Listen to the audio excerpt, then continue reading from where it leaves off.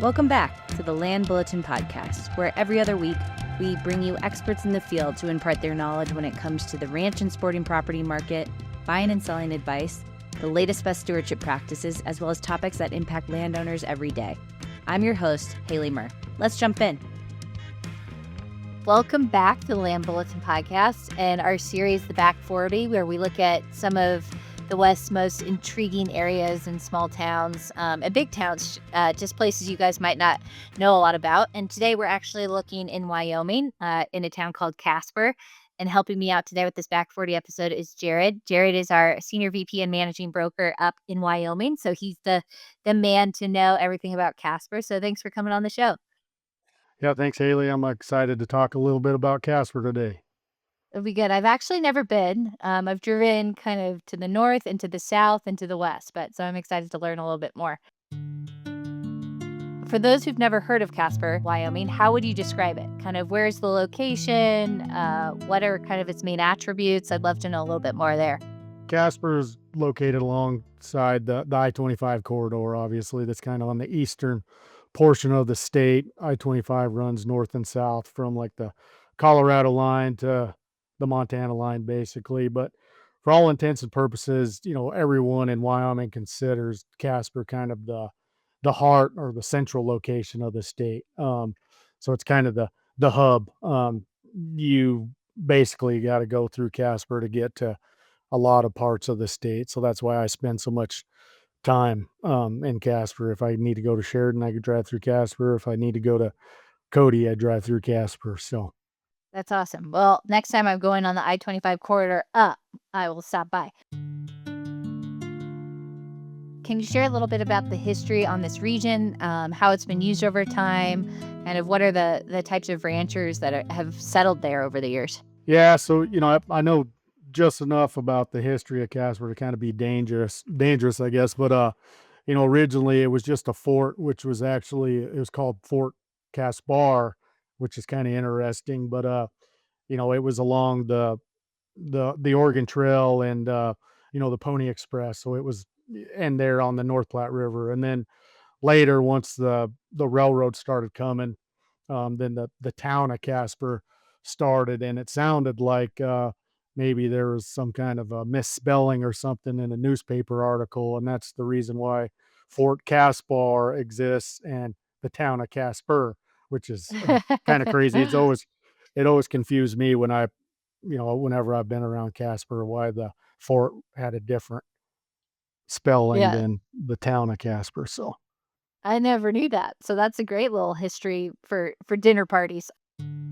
What other towns anchor the area other than Casper? When you're looking at different places to potentially buy ranches, it's always good to know some of the other kind of bases around there.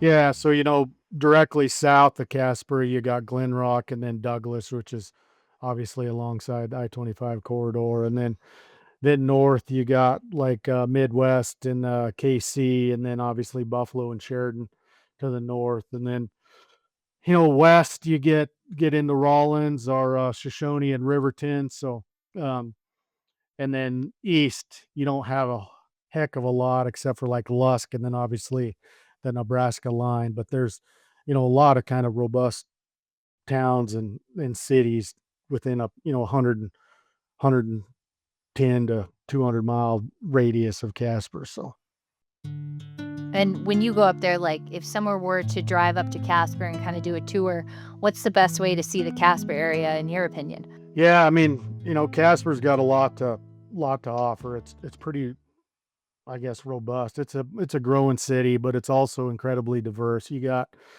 to the east, you got kind of your flatter country with your riparian corridors along the North Platte River. And then you got Casper Mountain, so you got some skiing. And then, a little bit west southwest of Casper along the, North Platte River corridor, you got a lot of reservoirs. So you got, Alcova and Pathfinder and Seminole Reservoir. So it's pretty touristy and pretty diverse. There's a lot of water, a lot of hunting, and a lot of sightseeing. You get a little further west to like the reservoirs, and you get into the Kilpecker dunes in the Red Desert, which are really incredible. and then you get into like the Boar's Tusk and Hell's Half Acre, and I mean, there's just a lot of really cool geological formations, within a close proximity to Casper. And in your opinion, Jared, what's the best time of year to visit the area if you really want to kind of experience Casper? Yeah, I mean, late springtime is incredible time, especially if we're getting some decent rainfall. Um, I'm real fond of kind of them big sagebrush basins. There's a lot of wildflowers, and it's just pretty big, wide open expanses, and mountains in the background, and everything's turning green. Which the unfortunate part is at that elevation and that rainfall, the green time of the year is a short window, which I think makes it even more special. For someone looking to potentially buy land up there, we're ranch brokers, we got to talk about it. But buying land, what are the biggest draws to owning land in this neck of Wyoming? Yeah, so the aspect's kind of unique, and I would consider kind of Casper being a transitional point between what we would consider kind of mostly deeded acreage. As you go west, there's not a lot of public land component.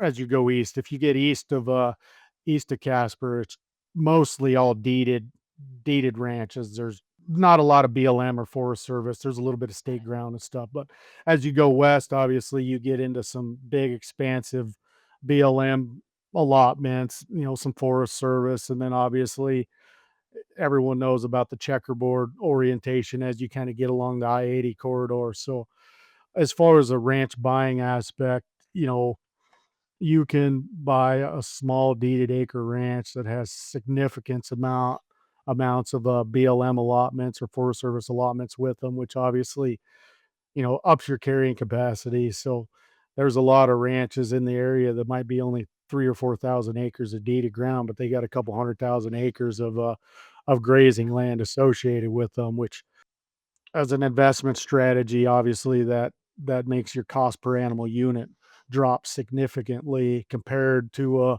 a ranch in like southeastern Wyoming where every chunk of ground that you're going to have to own to graze is going to be deeded. So um, it makes it kind of nice. So what are some of the landowners up there? What's the makeup of some of the landowners near Casper? Are they, to your point, big cattle operations with a lot of those leases, or kind of what are you looking at if you're looking at ranches up near Casper? Yeah, there's a lot of historically old, historical ranches up in that area. A lot of old sheep places that converted to cattle, and then obviously there's some huge landowners as well. I mean, you got Q Creek, which is a substantial operation. Kind of to the west southwest of Casper, but there's just a lot of really big ranches. And kind of the what I enjoy about that area so much is the country is still big enough that it's cowboy country. Mhm. You're not going to ride a four-wheeler on 200,000 acre BLM allotment. Everybody's still primarily horseback and that kind of stuff. So I really appreciate that. And you mentioned some of the opportunities from a leasing perspective for cattle. Are there other opportunities for landowners in the area, like hunting tags, conservation easements, tourism, that kind of thing?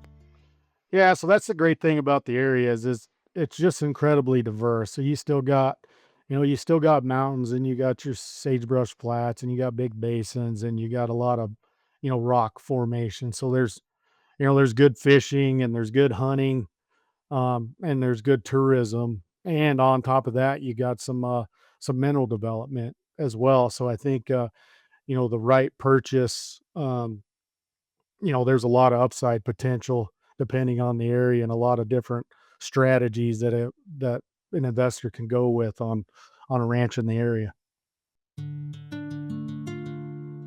And just out of curiosity, not that I care because I'm not a hunter, but what's the kind of hunting that you might find up there as, as an investment? Like, what are the kind of hunting opportunities that exist? Yeah, so I mean, there's you know an expanding herd of elk pretty much all over that region. About any kind of cover or any kind of rock formations. There's typically some elk in the area. There's it's in good mule deer habitat as well. So there's has been historically, good numbers of mule deer. Obviously, the blizzards a couple years ago kind of knocked them numbers down a little bit, and hopefully they're coming back. And then you got a tremendous amount of antelope running around the area.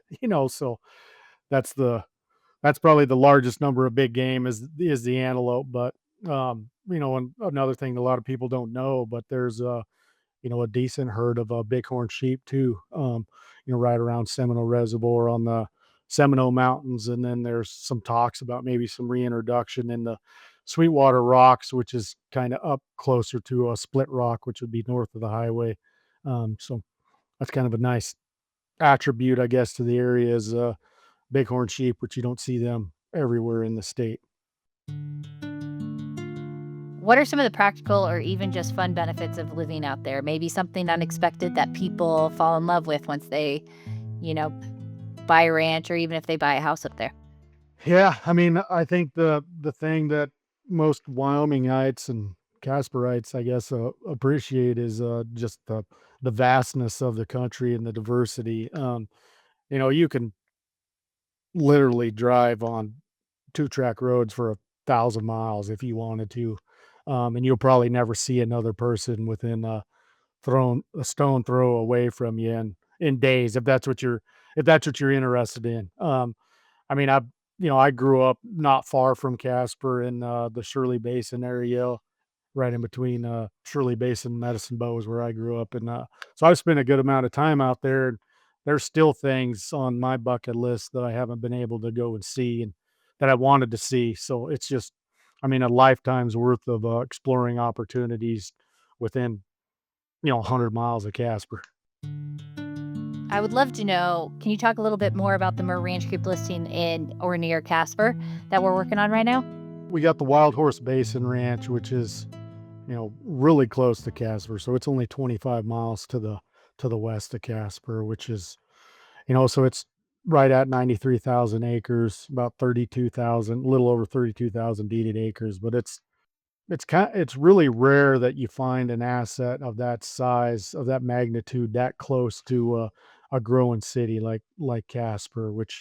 And then on top of that, it's about like it kind of incorporates everything that Wyoming has to offer just on that one ranch. And that, goes to speak of how diverse the Casper region is anyways. But I mean, we got pine mountaintops all the way down to your sagebrush flats with a lot of riparian corridors. So that ranch is just incredibly diverse, which not you don't see that very dang often where you kind of have all them aspects on a single contiguous parcel. So it's an incredible offering.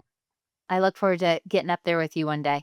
Who do you think would really thrive out there? So, whether as a landowner, a rancher, a weekend adventurer, who's kind of the ideal demographic looking at ranches up in Casper? The ideal candidate is someone that's, got some strong ag background and is really interested in like an expansive cattle operation and is not scared to not have any neighbors. We've sold quite a few ranches in that part of the world, and we've had a couple ranches where the nearest neighbor was 16 or 17 miles away, which isn't for everybody, but there's obviously a certain demographic that really appreciates the privacy that region holds. So So, before we wrap up, Jared, I'd love to know about any hidden gems, restaurants, cafes, must see stops for folks who are traveling through Casper or need a break. yeah, so right now, kind of my favorite dinner spot is a place called Whiskey Butter. And then if I'm just swinging in for a quick lunch meeting or something, the Brandon Iron's kind of my favorite go-to spot in downtown Casper.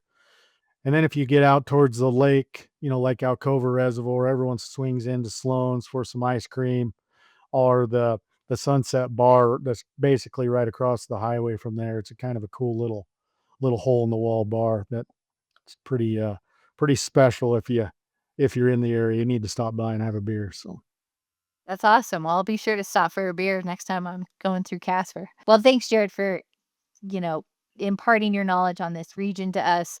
Like I said, some of these Western towns are, the biggest reason why we do what we do is because the people that live in these rural communities and the heartbeat of the West. So it's fun to get to know all these little places around Wyoming, Colorado, New Mexico, all these different states we work in. So thanks for taking the time and giving your insight, Jared. Yeah, no problem. Thanks for joining us today. To learn more about the ranch real estate market or our ranch marketing process, make sure to subscribe to our newsletter on our website at merranchgroup.com or give us a call at 303-623-4545. See you next time.